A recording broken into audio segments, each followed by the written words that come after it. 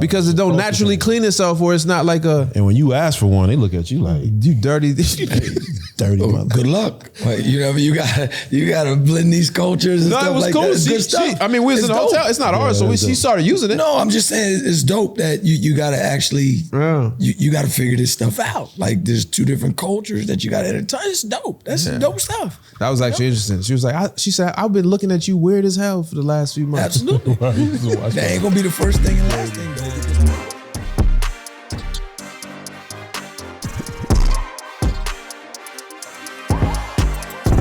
It's different, right? Totally different. That's what you really marry. You marry a culture. You don't marry a person. Correct. Right. Even if they're not from overseas, like the culture that they grew up in, you know, that's what you. Yo, I've always said that I wouldn't marry the closest to an American I would marry is a first generation. Anything been here longer than that, I didn't want it. You didn't want it? I didn't want it. You didn't want it. I didn't want it. What episode is this? I don't know. Let's really start this shit. All right, go ahead. Let's go. All right, cool. I'm wilding. Oh. Am I tripping for saying that? I mean, nah. That's we had to. Hey, that's what you're right. If that's your thing, we'll go. Lazy Americans. It probably go up. Yeah, it probably controversy. It's going up. Yeah, I love that's that. A sound bite. That's a sound bite. Yeah. All right, mic check. Let's get into. All right, this. let's start this for real. All right. All right. What's up, man? How y'all doing? Everybody good? Man, I'm great. Don't good. good me. Don't average me. You already know I speak a king's language, brother. You got to hit me with the most high words. So is this how we started now? Yeah, this is how we start. I mean, right into it. I mean, you asked me how I'm doing. So I'm great. So I'm welcome amazing. back. But we can say welcome back to what? The Endgame podcast? Welcome back to the Endgame. That's right. Welcome back to the Endgame podcast. I'm Ryan Brown. Max Maxwell. And I'm Lynch Hunt. Man, today we're just gonna dive in. First couple episodes, we talked about us. We talked about, you know, why we're here. Man, we're gonna dive into this thing called entrepreneurship, called business. Dope. Business. Dope. You're looking at what, 3 entrepreneurs, 3 black men that are entrepreneurs. Only one of us got a Super Bowl ring though. Yeah. I'm working on it. We're working on a bunch. Yeah, that's right.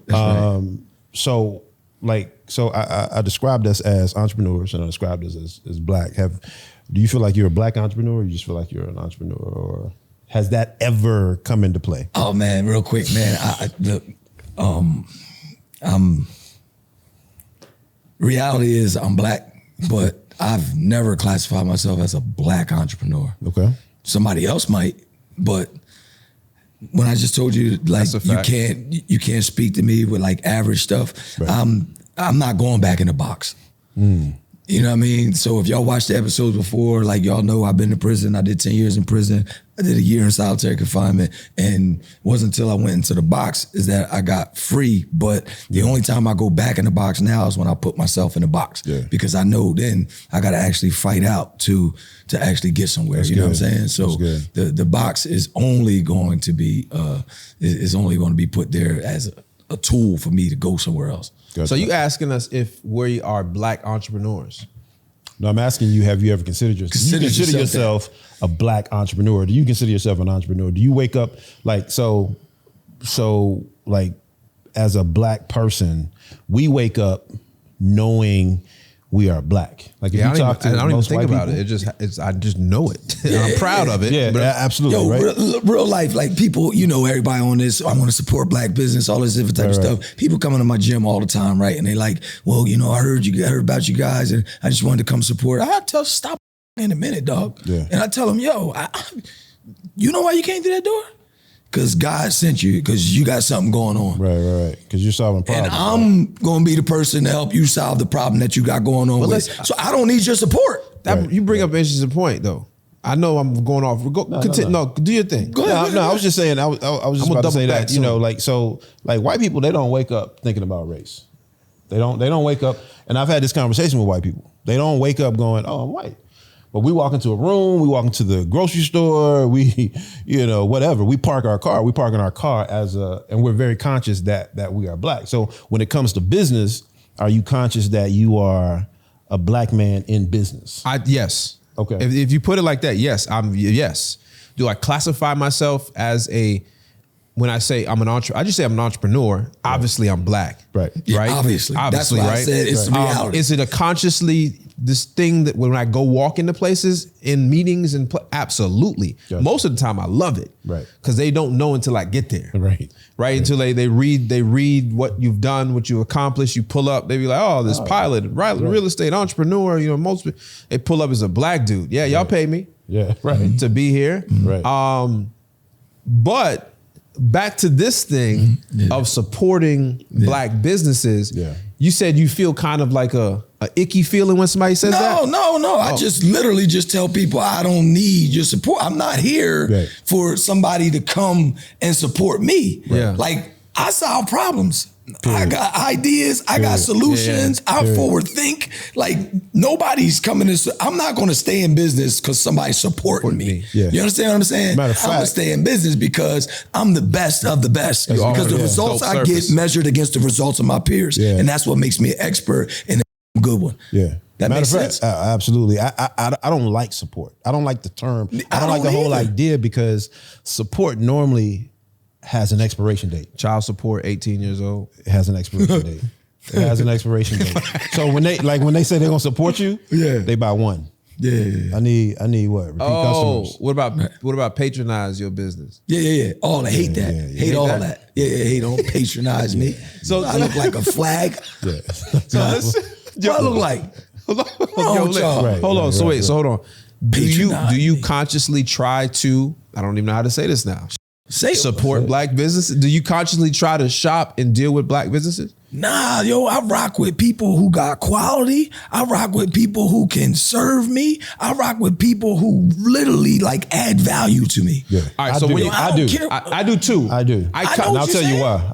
Yeah, go ahead. Because I want to. But you want to support somebody. I don't want your support. That's why I say I don't know how to say this right now. It's more than support in what I do. Like I'll commit to a black brand.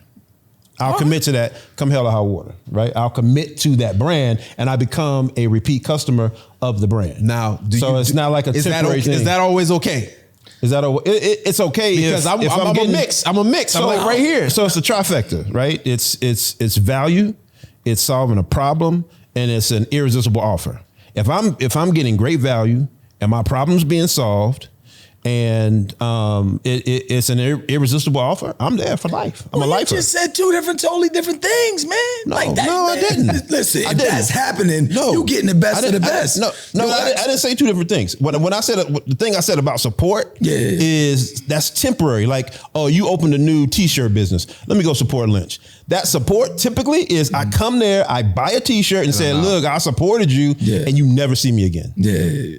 That's what I'm talking about. I got you. Yeah, but I do that at them little but do you make a conscious? Do you make a conscious decision? So you got two sandwich shops right beside each other. Yeah. Do you make a conscious decision to try to go? So I'm gonna go to this black business owner.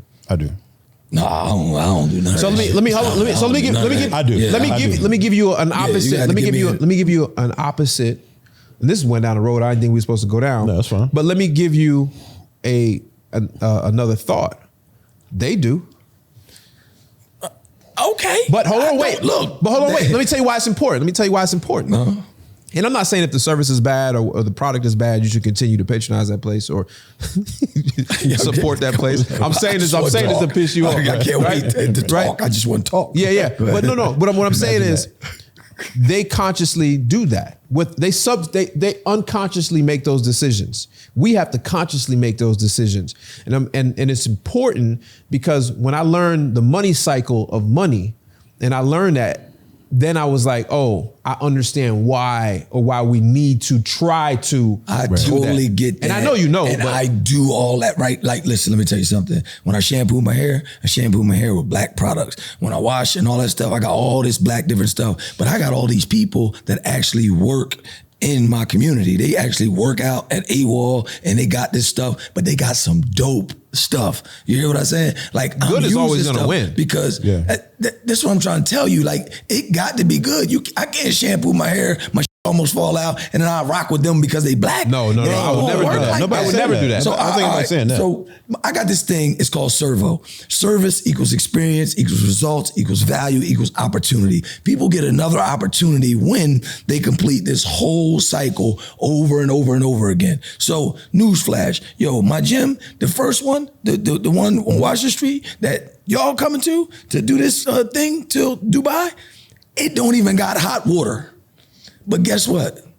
I'm getting more results than the joint around the corner that got a sauna. It don't have heat in the winter. It don't got no heat in the wintertime, so we gotta get y'all the results before winter. Yeah, we gotta get your results before the winter, because I don't have no heat, I don't got no AC, I don't got none of that. But pound for pound, the transformations that come out of there are totally different. You know why? Because my service begins with the mind, and I know that the body won't go nowhere that the mind don't tell to go. So now, here you go, I'm delivering something totally different. Somebody wanna come support me. I know I got the dopest shit out there, and that's why we attracting dope stuff. That's why I'm sitting up here with people with Super Bowl rings now. What other trainers are on doing things like this? Right. We're setting up and doing anything like that, right? You ain't no trainer. Because I'm not a trainer, B. I'm not in the box. Yeah, we're gonna go there. We're gonna go there. We're gonna go there. We promise we're gonna go there. I'm sorry. So but I ain't just supporting to be supported. So who should be an entrepreneur? In you guys' opinion? Huh? Whoever want to be. So do you think, because there's a fashion out there that says everybody's not an entrepreneur. Everybody can't be an entrepreneur. But if they think they can try it, let them try it. No, I think there's a difference between an entrepreneur and having a hustle. Like, what's the difference? I think, an entrepreneur eventually is like a business owner. I'm talking about a business owner. An entrepreneur, because I think that you can't just live completely off of what somebody else is providing for you. And I mean, you're going to work, but you need to have some type of extra dough or extra this. You can't just, you could go to work tomorrow and have a pig slip. Right. Like, so you need to have a side, something that you enjoy that can make you money on the side. Yeah. Is that an entrepreneur? I don't know. I mean, what's the definition of entrepreneur? Somebody goes out there, takes a greater financial risk to achieve. That's really the difference. It's a risk tolerance. It's the risk. It's your tolerance for risk. I push my chips in all the time. Yeah, I love it. Right. Yeah. But I think most people honestly become entrepreneurs when they have to.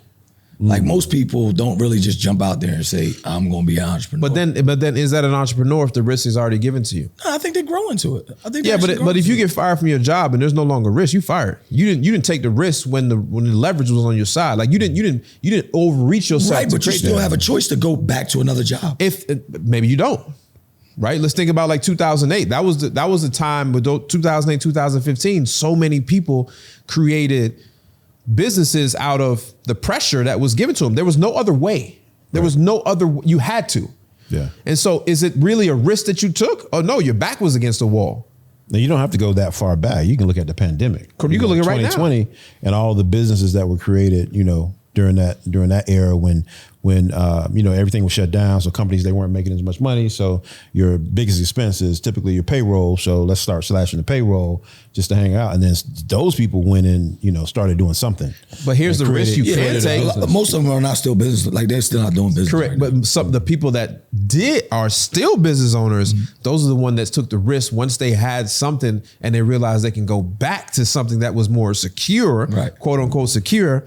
Then they said, nah, I'm gonna keep rocking with this. I'm actually doubled down on this. That's an entrepreneur. Right. Yeah. But they became that. That's a lot of people had that. To my point, it was just something that they evolved into, and a lot of times it's pressure. Yeah. The pressure can. What would you like the person that says, I don't have a high risk tolerance? What do you say to them about becoming an entrepreneur? Don't do it. It's not for everybody. Yeah, like I was talking to you guys earlier, man. I say, do what you can do to make you better. And my pop used to tell me, like, all paths lead to my father. I'm just glad you on one. You know what I'm saying? And that was with regards to like religion and things like that, your faith and things like that, your belief. And he never would knock anybody for their belief, for their religion or their faith. He would just say all roads lead to our Father, and I'm glad you're on one. So when you guys said, intermittent fasting or whatever, I'm just like, I'm glad you're on one. That's a little bit better than the last joint. Doing, what I mean? Yeah. Busting Krispy Kreme over cool. the head. And then we'll argue and fight later, but what I mean? It's cool. Right. You know what I mean? So I just believe that everybody should be an entrepreneur. Who the hell's gonna work? Who gonna work for us? I'm just saying. Well, we can find people. Everybody's not going to be. So there's going to be people that work. But I just believe everybody should make a run at becoming an entrepreneur. So what's wrong with being? Well, there's nothing wrong with being. I know you're not. I know that's why I had to pause real quick and get there. I think there's too much of the entrepreneur. Everybody can be an entrepreneur going around. Yeah, there's too much because there's not any progress. There's not any money being made out of the 11 million entrepreneurs that are made in the U.S. 2.3% of those are Black, and most fail within the first 18 months. Yeah, and so it don't matter. They don't matter. People don't matter. Like, what do you mean? What do you mean by that? They don't matter. You gotta understand. Like, just because somebody's an entrepreneur, it doesn't mean that it affects what is going on with your business. Like, I don't even worry about Gold's Gym. Yeah. They're big. Yeah. They're huge. So you mean in terms of looking at competition or looking at? In terms of anything in the marketplace, just because there's another business over there that has that, they ain't gonna be around in a little while. Right. There's certain things they gotta figure out. Right. Like, you guys knew you were entrepreneurs when you were like 7 or 8 or 9 or something. You told stories about that stuff. When did you realize you were an entrepreneur? Very young. Very young. And you too, the same thing, right? Yeah. Some of these people are just jumping off the porch now. But I tried the corporate world too. I even tried the military. Yeah, I tried I was in the corporate world, but I was absolutely. But that is the thing that convicted you. Correct. Like, you never could sit still. Like, you never really felt good in those things that you were doing. And then all of a sudden you had to tap into your gift, the thing you did the best with the least amount of effort that you were doing since you were like 7 or 8. Yeah. And then now every time we sit down and talk, Max, you got another idea. And it's tied to like, yo, we should do this and all that stuff. And guess what? The idea is actually tied around the infrastructure.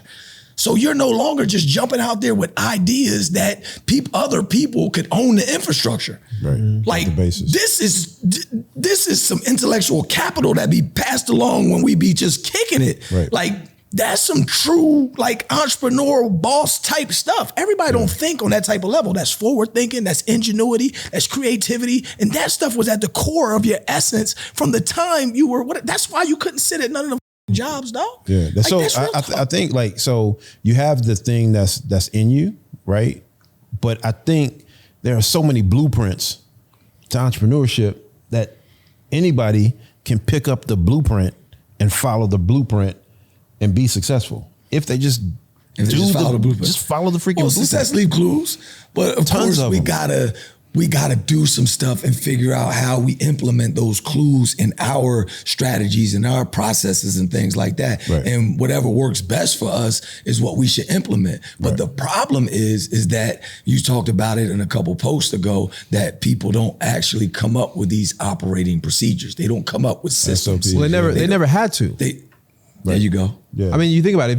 When you work for somebody, those procedures are already created. You just follow them. You actually don't even know why they're there. That's why I tell people all the time, have an attitude of ownership, even when you're working for someone else. There's a book called Think Like an Owner. Like how to get your employees to think like owners. But you know, the military taught me what SOPs were, because there was just a standard way of doing things, and if everybody did it a standard way, then it was perfected. That's all a business is. It's just systems. Yeah, it's just SOPs. That's it. Let me think about this, right? So on my brand side of my business, most of my people that work with me are contractors. Okay. So they have what's the word I'm looking for? They have fluid in their schedule. What do you call it? Damn, I forget the word. Matt, what's the word? No. They have the autonomy. Sorry. Autonomy. Right? Thank you. We have autonomy on their day. Right. And their schedule. Right. Right? And you're saying, okay, here's what needs to be done. Get it done. And you're going to get paid this every week, regardless, whatever happens. Right. And you'd be surprised people can't get it done. Right. That means you're hiring the wrong contractors. No, but these are, let's just say, but let me tell you, no, because these same people in the employee structure that's already all set up for them, they're gonna perform because the guidelines they're rigid.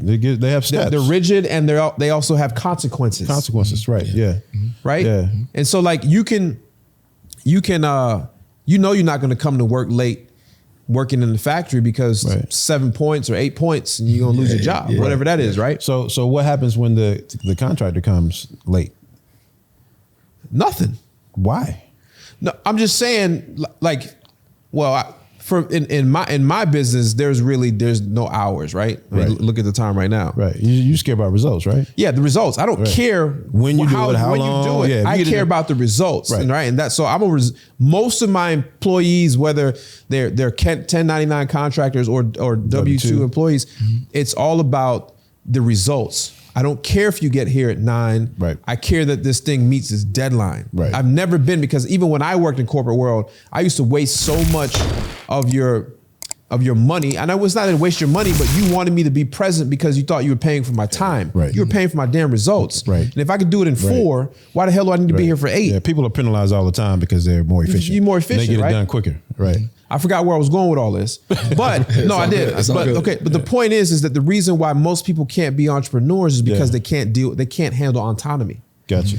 And then that autonomy is actually spilt over into your life. Right. Yeah, absolutely. So now, remember we was talking about before we started the podcast? Yeah. A person that has a 9 to 5 knows when they go into the gym and know when they're going to go do X. Right. You lose that. Right. And you realize it's hard to restructure that autonomy yourself because you don't have these hard stops and starts. Right. So what if you had somebody on the team that had that structure, right? They won't be there long. What do you mean? Because they're going to they're an entrepreneur. No, but no. They have the structure that the employee has, right? Which is what you need. Right? So they have the autonomy, but they work through in their own structure. They're going to leave. Even with the autonomy that they have. But while they're there, can they make an impact? Yes, absolutely. Okay. I tell my people all the time, if you work for me for more than like 5 years, you terrible. Right. Yeah. You ain't learned nothing from me in 5 years. Right. Right. We can talk about that. So I know what you're gonna say, but speak this. So that kind of leads us into like what is a business? Like what is really a business? What are the we know SOPs, that's the foundation of a business. Because really, to me, all a business is a bunch of systems. Yeah. Right? It's just a bunch of systems. It's a bunch of systems that should deliver a certain result. Yeah, right? a business is something that is simply a product or a service that solves a problem over and over again. Absolutely. Okay. Solves that problem over and over again. That's it. That's it? That's it. Okay. And it's profitable, obviously. It's profitable and can be ran by any person put in those positions because it has a structure, those SOPs. Right. Gotcha. So the business, do you have to be there in order for your business to run? I do not. I am not present in my real estate business. Do you have to be there in order for your business to run? Absolutely not. Right. And so there are so many people out there that have businesses where if they are not present, if they are not creating or doing the thing, then they don't get paid. Well, they just own a job. Then they own a job. And sometimes that's good enough for people. Right. And they're not business owners. Yeah. They're entrepreneurs. Yeah. I had a good experience, man. I had when we hit in our software company, when we hit 2 million, I went and met with one of my mentors and we hit 2 million. I was like, yeah, we're going to meet with my man, drove down. Now this is the cat, his company developed the fingerprint technology, right? And they had the fingerprint technology that Apple used for their phones. And they had the technology buttoned up so tight with patents that Apple had to buy them to get that. How the hell does somebody even think of that invention? Exactly. So I don't even like why does my mind do not do this? No, your mind does it all the time. It does. Your mind does it all the time. We were talking earlier. Your mind, it's pretty dope. Yeah, whatever. Your mind does it all the time. Technology. Your mind does it all the time. Just talking that means your mind has to be thinking of solving a fingerprint technology before there's fingerprint technology. Absolutely. Yeah, that's crazy. That's a crazy like the individual. dude that said, I want to talk to somebody who's not here. Or the dude that said, man, it's dark. I wish there was light. I wish there was light. Right. Yeah. So, but you do that all the time. You do. I've heard you. You just did it. I've heard you do that all the time. Literally. But anyway, so dude, I go meet with dude, right? I'm hyped about, man, we just hit 2 million. And he's like laid back, like, you feel good? Okay, well, you feel good about it, then I'm like, wait, because I thought he was going to be excited. Because again, he knew me when we hit 100,000. Now we're hitting 2 million. So he's like, you got a nice little lifestyle business. Like, what do you mean? He's like, well, you guys, you probably have nice cars. You live in nice neighborhoods and you go on a trip whenever you want to. He said, "Are you satisfied with that?" I'm like, "Well, no, I'm not satisfied with." But we were really satisfied though. I was satisfied. I was till I started talking to have this conversation, right? And so he's pretty much like, "You got to decide if that's what you want, or do you want an enterprise, right?" Mm-hmm. And what you're doing right now, yeah, you'll grow, but you're not going to grow to the place of that of an enterprise where you grow it exponentially. Mm-hmm. And so that hit like a ton of bricks. And so even in this thing, this entrepreneur thing, and you're solving that problem over and over and over again, are you solving a problem that's giving you $10,000 a month?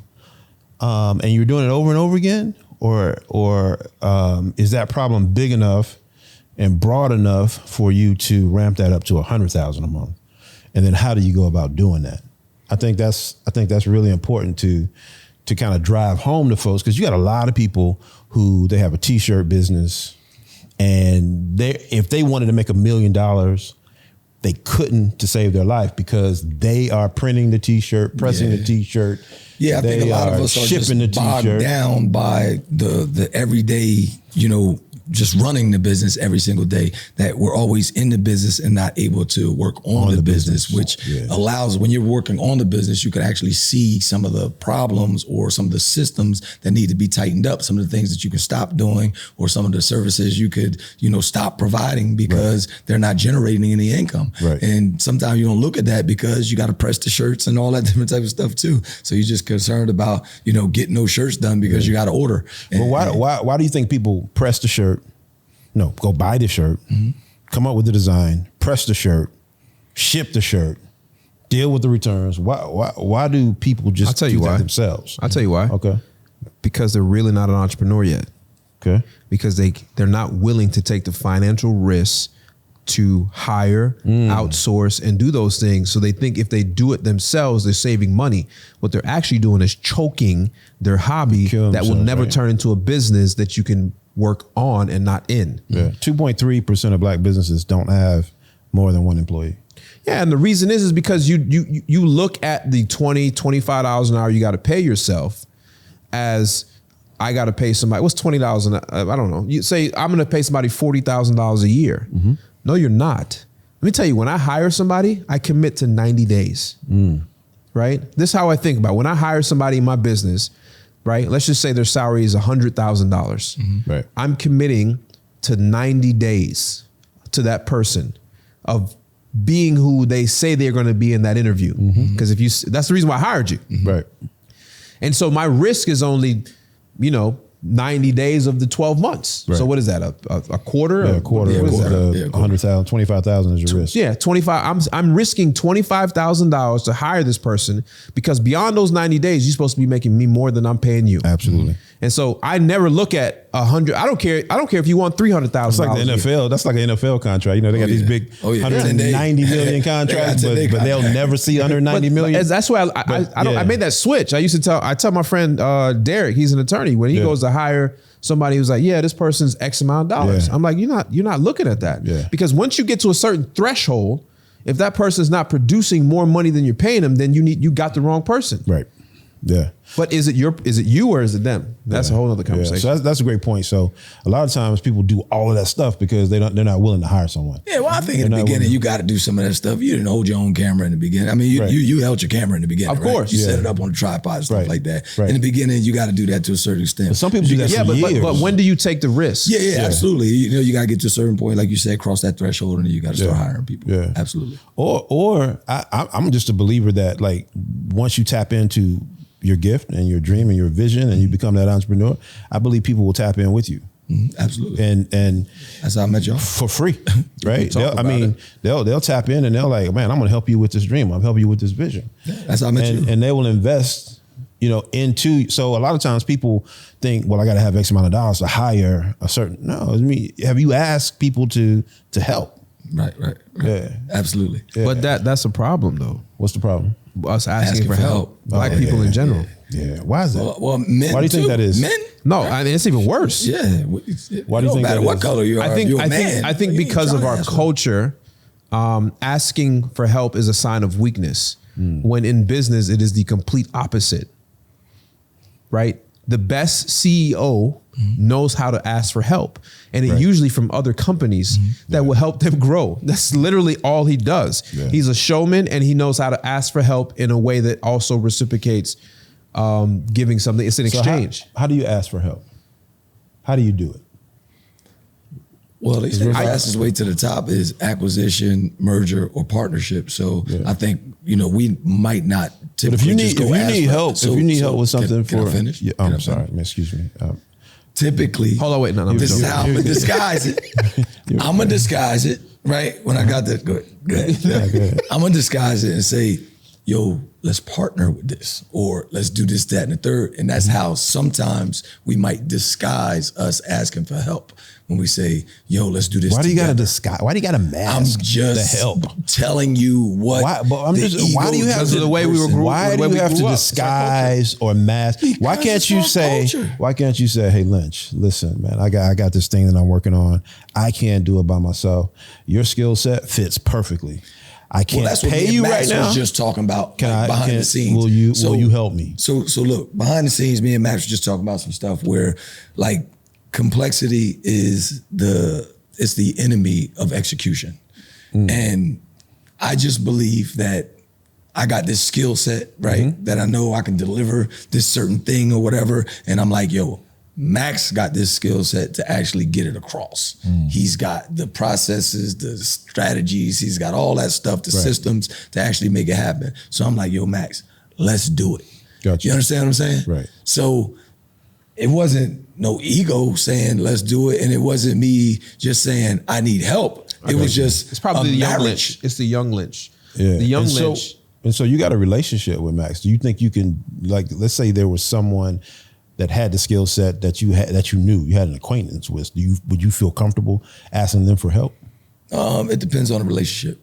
So it's tied to the relationship. Yeah, it's always tied to the relationship. Like we open up to cats that we got a different bond with, and then some cats we just gonna be like, yeah, everything good. So you're telling folks that relationship is important, and they should make sure that they work to establish relationships. Absolutely. Like when we talk, our talk is different. We might call each other for a specific thing, but we go through our whole rounds of our relationship. We go, how are we doing? How's the family doing? How's the business? How you know what's going on? And then we probably get to that thing that you actually call. Here's what I need. Absolutely. If we remember by that time, it's call it back and be like, yo, Rod, I was calling because I hit y'all the other day. Y'all ain't respond, but I was looking for a car service. Right. I seen that today that I didn't respond today. Yeah, I went 3 places. No, I seen it then, but I was doing something. Did you get I didn't get one yet, but I did get a driver today. Okay. I had a driver today. Yeah. And I got 20 minutes of sleep in between the two gigs. That was gonna be, I was battling, not battling. That's one of the things I want to get is a driver. Well, I thought about that until we built this house on this land. I used to travel a lot more, even just within the city in Greensboro. And now I don't even do that anymore. I think so pre-pandemic, I was like, I need a driver. Because I'm on the phone too much. I'm doing this, and I could just save this time. But now at the pandemic, when most of my meetings can be done on Zoom and all this stuff. Yeah. And so now I don't even think it. Now it's the chef. I need the chef. Yeah. We're gonna get you that. Yo, question. So you were talking about when you ran up on your mentor. Yeah. And the fingerprint guy, I still can't get over that. Yeah. So he was printing money with his patent and his technology that he created. He had a button. And you were so excited you pulled up with that $2 million business. Yeah. Right. Is that when you realized $2 million or $1 million wasn't enough?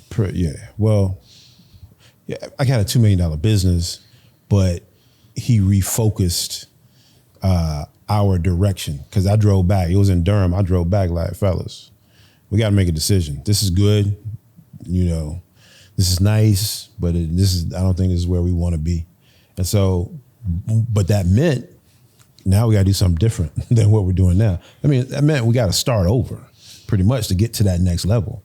So at that point, it was like, oh, okay, this is great, but yeah, this ain't it. The time that you will realize that $1 million's not enough is when you get $1 million and to my personally in your bank, personally, right? Yeah, Yeah, if you get $1 million and then the next day it's not $1 million no more. You get $1 million, you're a millionaire, and you go buy a Coke and you're no longer a millionaire. That's when, so you go and then you get, say you get 2 or 3 million or 4 million or 5 million, and you go, well, Uncle Sam, I got to get that dude some money. And then everybody and their brother starts asking for money. That's a good question though. And then because I think we all have this walk away money in our head. Yeah. What's your walk away number? That's a great question, man.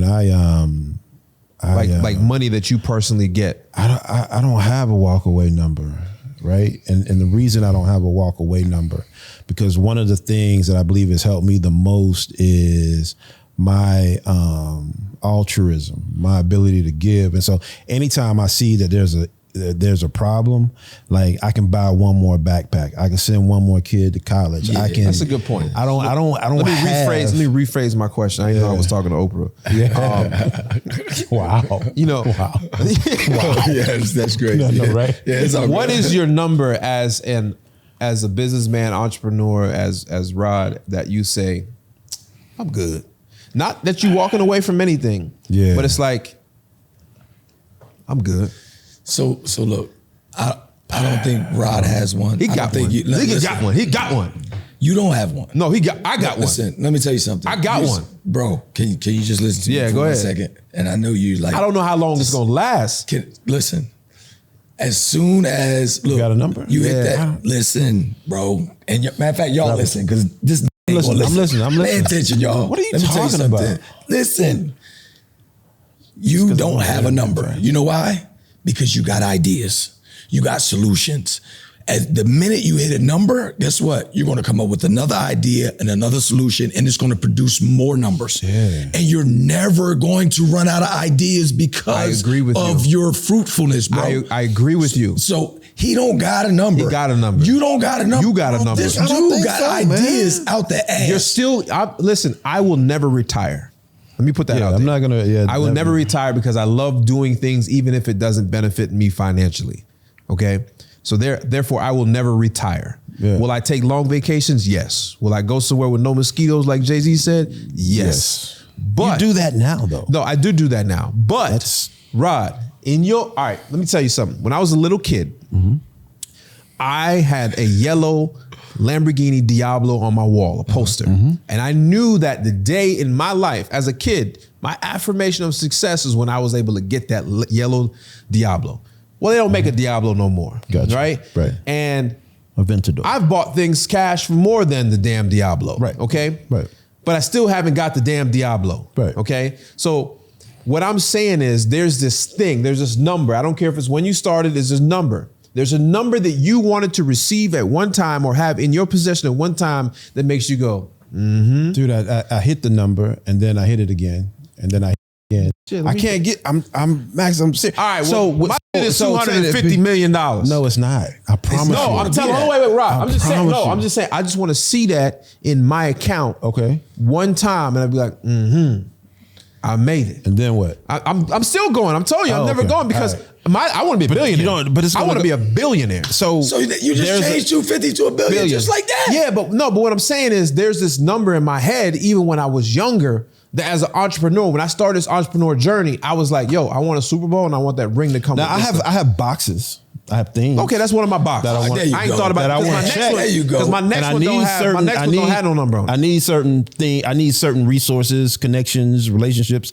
to check a box and then check the next box and check the next box. We're talking now. But I don't have a number. I don't have. All right, who do you want to meet with that you haven't met with? Who do I want to meet with that I haven't met with? That's a good question. I would love to meet with. I would love to meet with Bob Johnson, and I'll tell you why I want to meet with Bob Johnson. Bob Johnson of BET, the BET Bob Johnson. Let me tell you why. Right? Hold on, wait. No, you tell me. All right, go ahead. Tell me why. Sorry, I'll tell you why. So, we created a software company, right? Yeah. And so we sold it to a company that's primarily white, right? We created an urban brand. Can I say the name or no? No, it don't matter. Yeah, it don't matter. Y'all go look up KKR. Yeah. So we sold this company, right? But we created an urban brand, right? So 3 black guys hired about, 15, 16 black people, one white lady, Tina. Shout out to Tina. And we grew this company. 95% of our customers were black. Their customers, the people that they serve, 95% of those people were black. So this is an urban brand. So much so, this private equity group, we used to have these things called Share Note Live. It was like a users conference. We go down to Atlanta, hire a live band, fill them up, fill the conference room up. Stripes, pretty much. Fill up this conference room. Do an incredible teaching on a whole bunch of stuff in the industry. Now we ain't no gators, man. Have a blast, right? Good food, the whole 9 yards, right? The yak. And so one of my business partners, Trinity, super animated. We just have a good time, man. We would dance. And so these two white guys, this private equity group, they came down and they sat in the room. And when we were done, culture shock. They said, culture shock. They said, we can't do this. I know. They were like, there's no way we can't pull this off. They got to hire Cedric the entertainer. They got to hire Cedric the entertainer for the next one. Exactly. Absolutely. And so the company that bought us, they're struggling right now. They can't get in their brains that this is a urban brand full of urban culture, and they refuse. I don't know if they refuse or they can't. They don't figure it out. So Bob Johnson is a cat that served, albeit questionable sometimes, he had an urban brand. 100%. So I would love to talk to him about building out urban brands, because your brand, your business is going to solve a problem. It's going to provide exceptional value, and it's going to create irresistible offers for the people that work for you and for your customers. And so that's a win-win-win for the culture. Yeah. And so I'm actually, I want to have that next big urban brand. So, I don't mind having a non-urban brand, but I'm focused on having an urban brand. So here's what I want you guys to do. That means we need Bob Johnson on this podcast. Period. Somebody listening to this right now has a connection to a connection that knows Bob Johnson. Right. Yeah, we're a couple degrees away. 100. I know we are, but I need you guys to make this happen. What about you? I know this is. I'm just curious. Can I get one question? Yeah, absolutely. Rod. I got one. I was about to say. I know who you want to talk to. Find a picture. Y'all want to have a boxing match. Y'all have me beat somebody up and shit. So check it out. When you talked to your mentor, was that the day you kind of figured out the end game? Or that you started to think about the end game? That was the day we started to think about the end game. That was the day you started thinking. Let me tell you what's crazy. What's crazy is when we didn't have, we may have had $600 a month in revenue. We said what our top line revenue was going to be. We're going to work to hit this number. Yeah. Right? And at the time it was like 10 million. We're going to work to hit $10 million with nothing. Yeah. We had one customer and we said, this is going to be a $10 million business. Right. And so the end game started at the beginning. It started at the beginning. So now here's what happened. Don't you think it moved a little bit? It moved a lot. Yeah, but we got comfortable. Okay. We got comfortable, and then that was a shock when old boy was like, "Oh, that's nice. 2 million, very good. Right, you feel good about that?" Right. Yeah. So, this is called the Endgame podcast and everything, right? And I think we got to start teaching people to begin with the end in mind. Yeah. I didn't start thinking about like the end game that I'm thinking about now, that I have right now, with just the fitness stuff. Right. I didn't think about, venture capitalists and all that stuff till I met you. So my end game has changed to the point now where it's something that I want to help people, kind of see in the very beginning, that we don't have to own these companies forever. That's a good point. That's a great point. Now these days, I don't even think about starting a company unless it's got to end. That's right. Well, that's what this podcast is all about, though. Yeah. But go ahead. No, you're right. Just that you brought that up. The late great Daryl Freeman, who passed away last month. R.I.P. He sold one of his companies for like $22 million cash. Absolutely. And somebody was like, yo, what about your legacy? He said $22 million is a damn legacy for my family. It's going towards your legacy. Thinking. Yeah, I think a lot of people kind of really don't understand like there's a lot of different, definitions, and we all kind of have our own semantics when it comes to words and things like that. And legacy is literally just like the accumulation of, the things that you've done in your life. And if I created a business and sold it for $22 million, that's part of my legacy. We're gonna talk about that for the rest for forever. To a publicly traded company at that. Yeah. So, why do us black business owners always think so damn small? That's the reason why I kind of brought that up, so that we can actually start to change the paradigm. We can get people to change the way they look at things, so they can change the things that they see. Yeah. So like literally, I had somebody that, kind of prophesied into my life one day in church that I was going to have like 58 walls and all that different type of stuff. That was confirmation to, kind of what I wanted to do, like scale this thing, like, really, really dramatically, like a lot of gyms and everything. But then, I met people like you who have Super Bowl rings. And then it was like, yo, I don't really have to do 50 of them. We could literally get us about 10 of them real quick and then get a valuation, 100 multiple, and then get our 22 million and roll out, right? So the end game is totally different now than it once was before, I got some different information, or I started to see things totally different. And I know that that's what we want to do for everybody else. Yeah. But I know you did ask me a question. I think mine is, let me just get back real quick. I think mine is actually Jay-Z.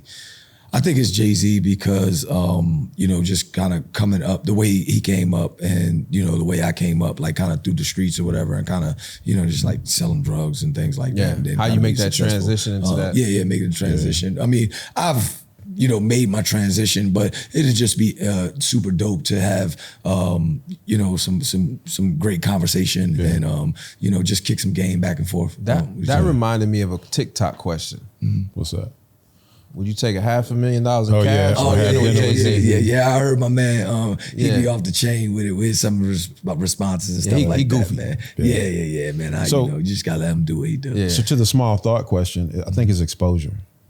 Can't be what you can't see. Can't be what you can't see. I don't know if that's a thing anymore. Like I for kids, I understand, or somebody that's trapped in but for adults, I mean, we get to see anything. I mean, we know what Kim Kardashian shoes she got on today. No, but that's a. But you can't. Okay, I take. That's a cartoon. 50% of I'll take 50%. I can't put that all on that. Yeah. I think you have to be able to see yourself, as able to do that. A lot of times people don't do things, or people hate. It's because they don't see themselves being able to do that. And right? I think that's where I was alluding to is that's where I think the biggest thing is they don't even see that it's possible for them to do that. I was in Atlanta this past weekend. I was talking to one of my developer friends. He was hold on. Yeah. How'd you get there? I flew my plane. Hold on. Check it out. What'd you say? I flew my plane. You flew your plane. How long did it take to get there? Hour and 45 minutes. Man.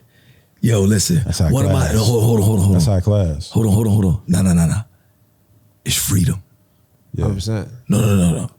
My freedom was taken from me. One of my values and core values in life is being able to be free. This man said, I'm about to pull up in the A. Yeah. And I'll be there in like an hour, yo. Right. Huh? Yeah. You my hero, dog. You know what I'm saying? That'll give me to another. Go ahead, though. Do your thing, though. But you pulled up in an ATL. Yeah, I was pulling up in an ATL. I'm talking about one of my... in your plane. Yeah. In his what? Okay. Yeah, so I landed at PDK, right? Not the Atlanta airport. PDK. That's what it's airport. That's the clear port. That's where the private joints. Clear. That's where the private joints. Private joints. Yeah. PJs. They treat you different when you land over there. Anyways, so I was with one of my developer friends. He was telling me what was built over here in Buckhead. Bankhead. Bankhead, yeah. In Bankhead. Yeah. T.I. owned some land and stuff over there. And T.I. had pulled up to the party. And he was like, hey, this guy, and I won't say his name, he about to open up a seafood restaurant around the corner. I'm like, seafood restaurant? Why is he opening up a seafood restaurant? As big as this person is, he's very prominent person, like in the sense of like to the black culture, like, Why does he open up a seafood restaurant? Yeah. Yeah. Like, why do we think that small? Yeah. Not saying we don't. Like, somebody need to open up a seafood restaurant, but it ain't you. Yeah. I think I really do believe it's exposure. It's like the whole first class thing. I don't want no $1 million plays no more. No $2 million plays. I don't want those plays. Exactly. So you need bigger exposure. You need the $250 million exposure. I need that big play. If that play don't got, listen, if we not talking to 10 million, I'm talking about for myself. Absolutely. Like if my check at the end of this joint ain't 10 million, I don't want to talk about it. Right. Right. And we talked. And you know what? About. You believe that you are worthy, you are capable, and deserving of a $10 million bag At once. Most people don't believe that. We got to fix that. Absolutely. Yeah, absolutely. We got to fix that because the thing about, us three, we put our pants on the exact same way. Hey, do you dress like this most of the time? All the time. You do be like, you dress like this. Yeah, I do what I want. Yeah, all the time. So I dress like this, but this is actually pretty dressed up for me. Yeah. Just showing you that you don't have to be what you thought you had to be or look like in order to be what you want to be. Yeah. Well, this is I think when I walk into like spots and places like this is the only time that I'm consciously being a black like speaker or whatever, because I know that what I'm about to do is deliver this service and give them the experience with some results and a value that when the next person get an opportunity, they not gonna scoff at them. They not gonna care that they got a hat or that they talk a little different and stuff like that, because the last cat that came here like that, he blazed this joint. So we gotta give this next dude a benefit of the doubt because he got a couple rips in his jeans or something like that. You know what I'm saying? Who do you want to sit down with? Yeah. I think it'd be Tyler Perry, man. Okay. I like that. I really want to build a media conglomerate. I truly do. Absolutely. Yeah. I really want to be, and just his stories are just crazy. You know what's interesting about like the people we named? Yeah. They have the blueprint, right? Yeah. I'm big on modeling. I'm like, if you don't have to reinvent the wheel, don't reinvent the wheel. Mm-hmm. So just the notion of the people that we mentioned for the reasons that we mentioned, a lot of people, they go out and they try to be the Lone Ranger. Yeah. They try to reinvent the wheel. And all you have to do is find someone, even if it's not what would you say?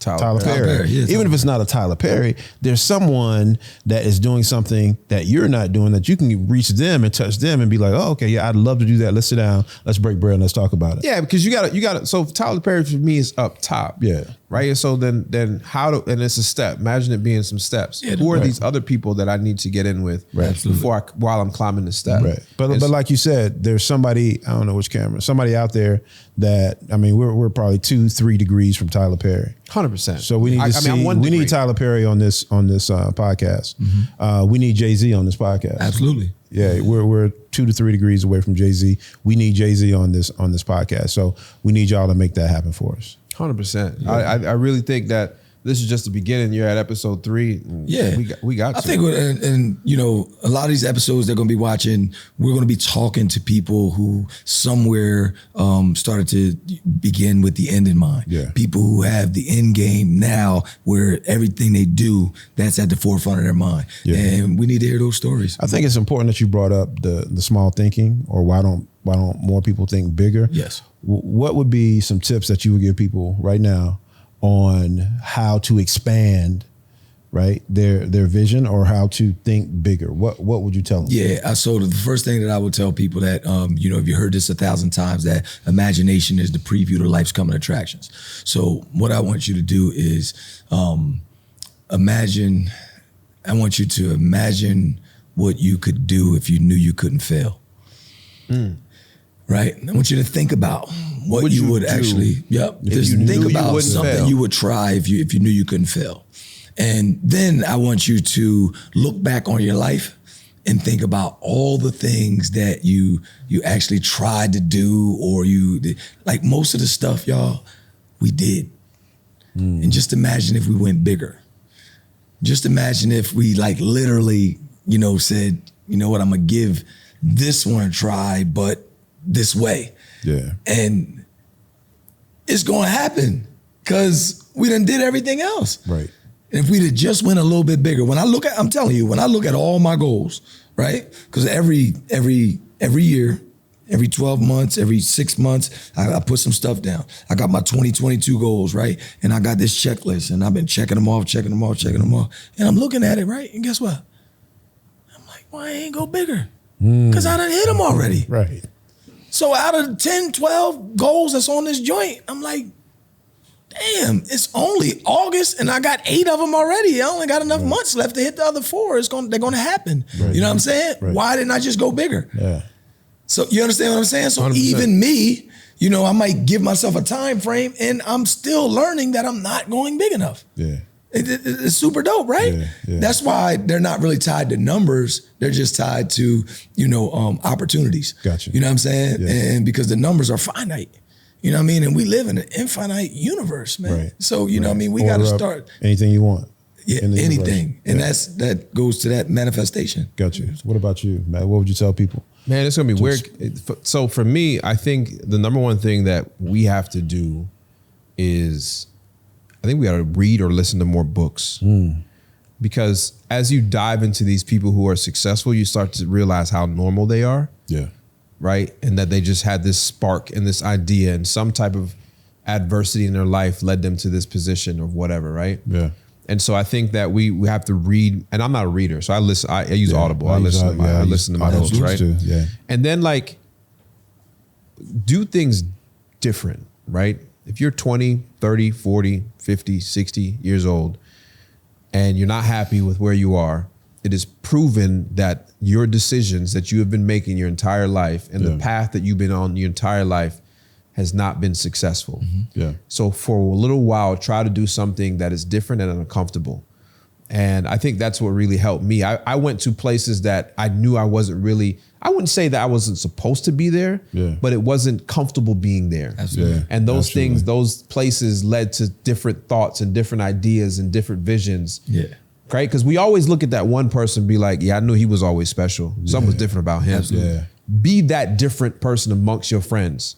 Like I could remember Chris Paul in high school and younger. I knew he was different, right? He had a basketball goal in his backyard. I knew he would sometimes, him and his brother would shoot when we would go out and party in high school. Right. We knew he was a little different.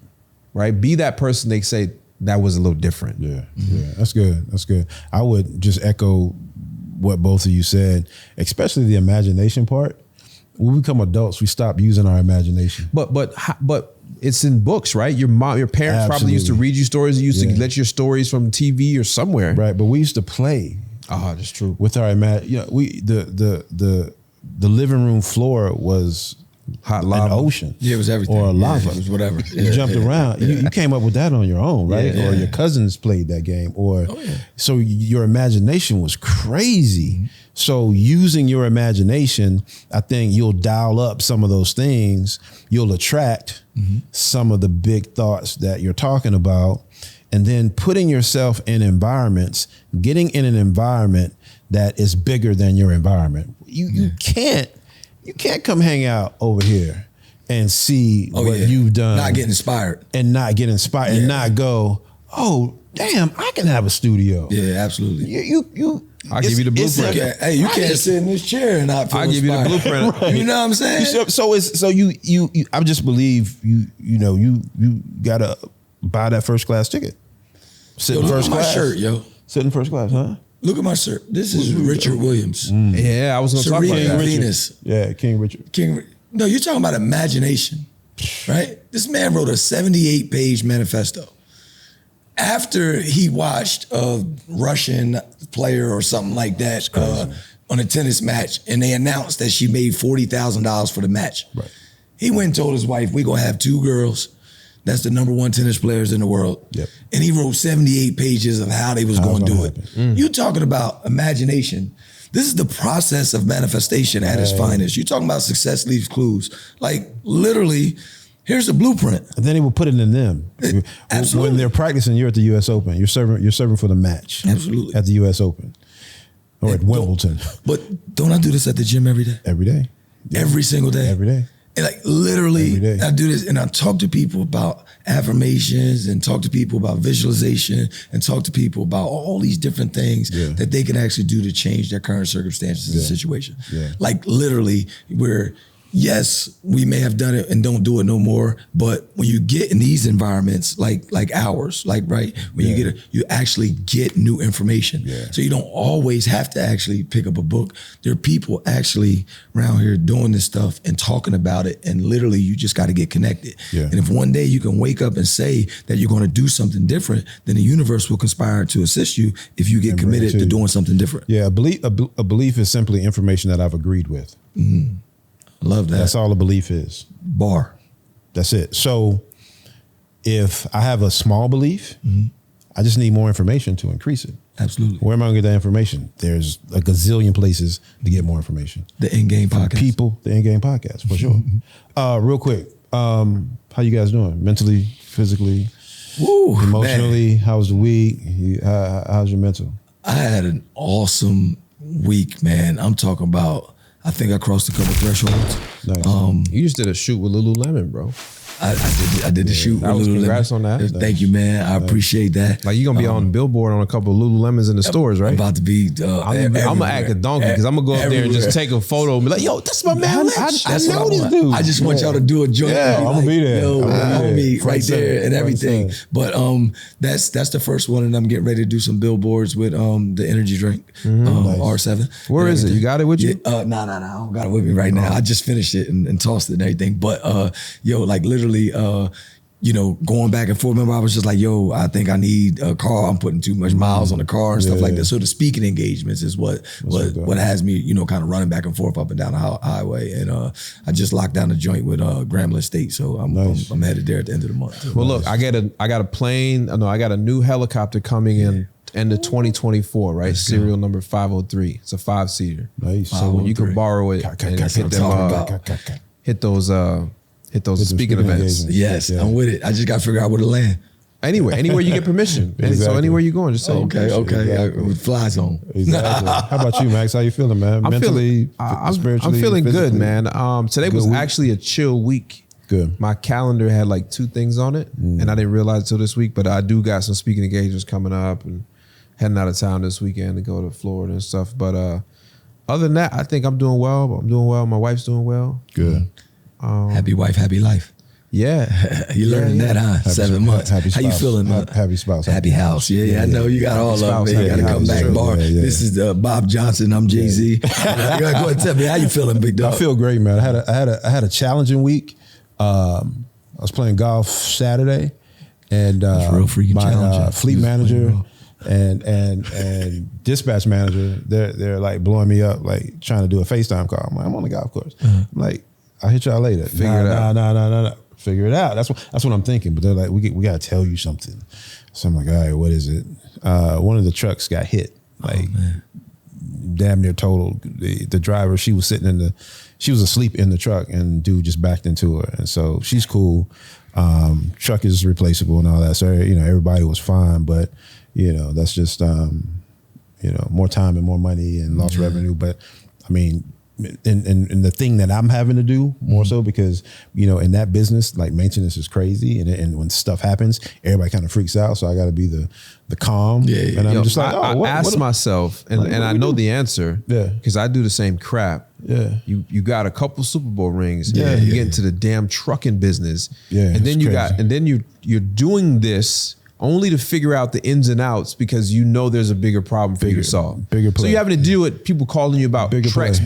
I don't want to, if you work for me and don't call me, okay? Call the insurance company on the back of the registration card. Right. I don't care. Right. As long as you good, I'm good. Yeah, I wish that was the case. There's so many more I know why parts. you're doing it. Yeah. I get it. Listen, I get it. I was going to ask you why, but I know why you do it. Well, honestly, I think right now he don't know why, but you did just touch on it. But a wise man finds more. He actually makes more opportunities than he finds, and he's naive in the trucking business, and so he has no idea.